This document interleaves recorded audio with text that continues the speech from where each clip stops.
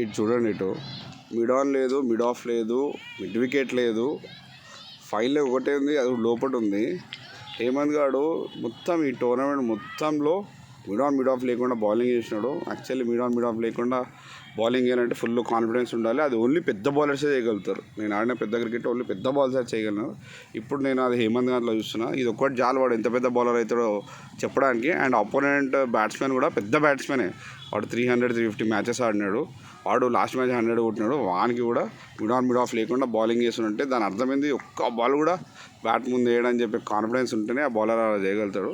So నేను full happy ఉన్నా ఈ హేమంత్ గారి ప్రోగ్రెస్ చూసి, వాడి కాన్ఫిడెన్స్ చూసి. వాడు బ్యాడ్ లక్ ఏంటంటే వాడికి వికెట్స్ రావు. సో అది వాడు బ్యాడ్ లక్.